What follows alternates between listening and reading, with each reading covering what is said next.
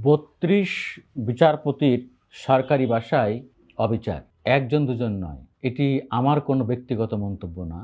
আজকে দৈনিক সমকাল পত্রিকায় প্রধান শিরোনামে এই খবরটি প্রকাশিত হয়েছে।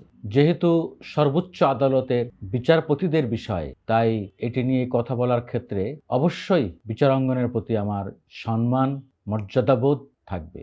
কারণ দেশের স্বার্থে সর্বোচ্চ বিচারাঙ্গন নিয়ে কথা বলতে গিয়ে অবশ্যই আমি তাদের প্রতি যথাযথ সম্মান দেখানো থেকে বিরত থাকব না। কিন্তু খুবই দুঃখের বিষয়, রিপোর্টটি একটু পড়ি। এখানে রিপোর্টে কয়েকটি হাইলাইটস আছে, সেটা আমি আপনাদেরকে পড়ে শোনাতে পারি।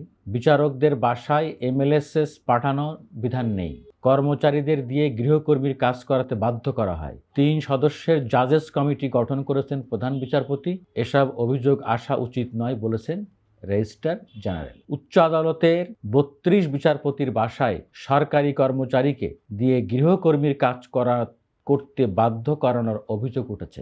এ বিষয়ে প্রতিকার চেয়ে সম্প্রতি প্রধান বিচারপতির কাছে আবেদন করা হয়েছে। এতে ১৯ বিচারপতির পরিবারের বিরুদ্ধে শারীরিক বা মানসিক নির্যাতনের অভিযোগ উঠেছে।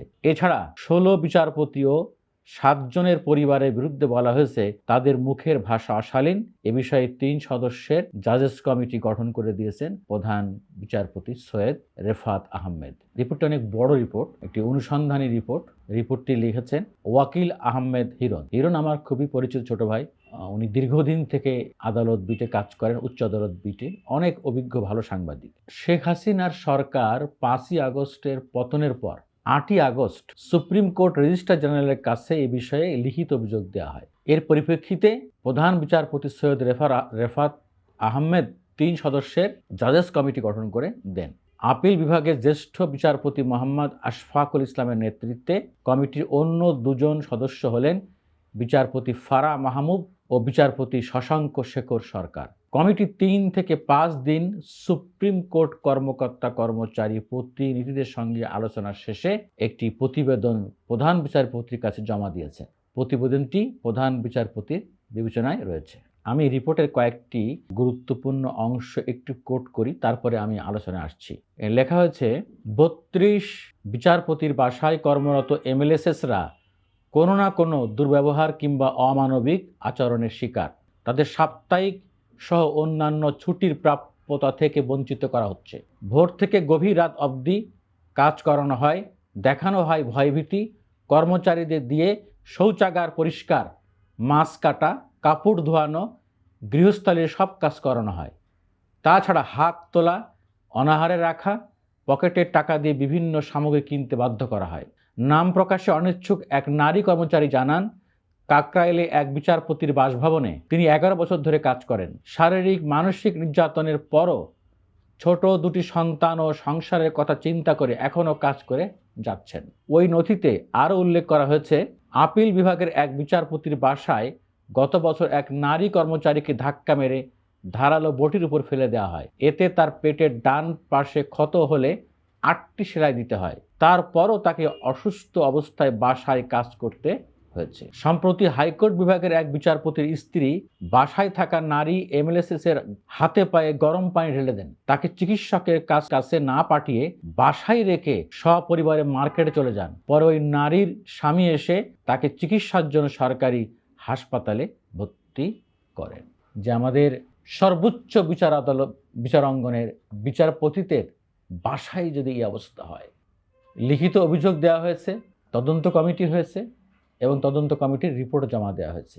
আমরা আশা করছি যে মাননীয় প্রধান বিচারপতি এ বিষয়ে উনি যথাযথ উদ্যোগ নেবেন, ব্যবস্থা নেবেন। প্রথম কথা হলো যে প্রাধিকারের বাইরে এভাবে অফিসের এমএলএসএস বা অফিস সহায়কদের নিয়ে এভাবে কাজ করানোর কোনো সুযোগ নেই। আমি রিপোর্টে দেখলাম যে সুযোগের বাইরেও অফিসের এই অফিস সহায়কদের নিয়ে কাজ করতে বাধ্য করা হয়েছে। তারা চাকরির হয়ে এগুলো তারা কাজ করছে। একসময় হয়তো এই এমএলএসএস বা পিয়ন পদে যারা চাকরি করতেন ২০-৩০ বছর আগে, তাদের অনেক লেখাপড়া ছিল কম, 8 পাস বা তারও কম। মামা খালু চাকরি করে, তাদের হাত ধরে চাকরি দেওয়া হয়েছে, পিয়নের চাকরি। কিন্তু গত ১০-১৫ বছরে, ২০ বছরে এবং সাম্প্রতিক সময়ে এই পদটির নামটা এখন চেঞ্জ হয়েছে। এটি এখন আর এমএলএসএস না, এটি অফিস সহায়ক।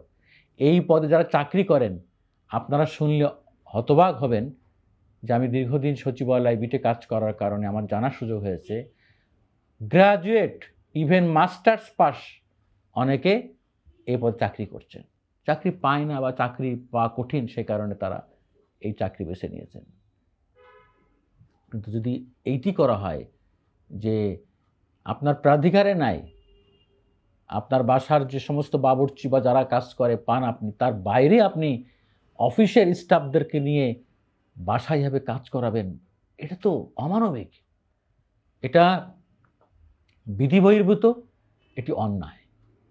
তো একজন বিচার অঙ্গনের বিচারপতি হিসাবে, একজন বিচারক হিসাবে আপনি এটা করতেই পারেন না।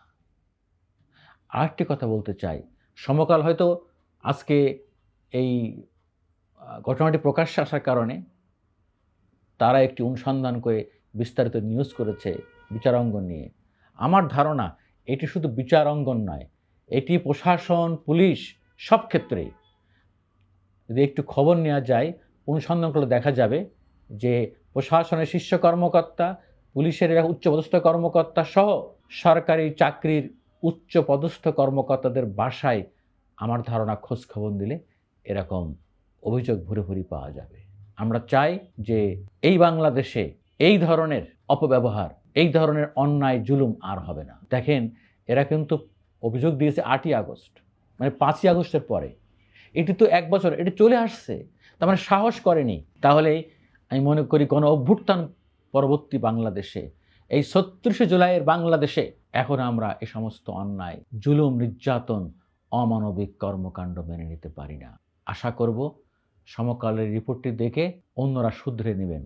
এবং এই সব কর্মকর্তাদের যারা স্ত্রী, তাদের উদ্দেশ্যে বলতে চাই, আপনারা কবে ভালো হবেন? একজন ধরে নিলাম উনি অফিসের কর্মচারী না, আপনি নিয়ম মেনেই একজন বাসায় গৃহ পরিচারিকা বা গৃহকর্মী রেখেছেন, তার সঙ্গে আপনি এই ধরনের আচরণ করবেন? গায়ে হাত তোলা, গরম পানি ঢেলে দেওয়া, এটি নির্মম। আপনারা নিশ্চয়ই শিক্ষিত, কেউ কেউ উচ্চশিক্ষিত, আপনাদের কাছ থেকে এই সমাজ আমরা এটি প্রত্যাশা করি না। আপনার গৃহকর্মী, আপনার বাসার কাজের লোক যদি ভালো না হয়, আপনার পারপাস সার্ভ না করতে পারে, আপনার সার্ভিস দিতে ঠিক মতো না পারে, তাকে রাখবেন না। কিন্তু তার উপরে নির্যাতন করা, এই ধরনের আচরণ করা, তার ছুটি না দেয়া, এটা তো ঠিক না। আশা করি আমরা যে নতুন বাংলাদেশের কথা চিন্তা করছি, এই বিষয়টি অনেকে মনে করতে পারেন এটি ছোট্ট বিষয় নিয়ে আমি হাজির হয়েছি, কিন্তু না, এটি অনেক বড় বিষয়। আমরা যদি এই সমস্ত সাধারণ মানুষের অধিকার প্রতিষ্ঠিত করতে না পারি, এই সব বিষয়ে আমরা সোচ্চার না হই, তাহলে এটি আর একটি বড় বৈষম্য। যে বৈষম্যহীন বাংলাদেশের কথা আমরা বলছি, সেই বৈষম্যহীন বাংলাদেশ তৈরি করতে গেলে আমাদেরকে এই লেভেল থেকে শুরু করতে হবে। এই গৃহ পরিচারিকা, এই একেবারেই ছোট জব থেকে শুরু করতে হবে, যে আমাদের এরা যেন কোনো বৈষম্যের শিকার না হয়।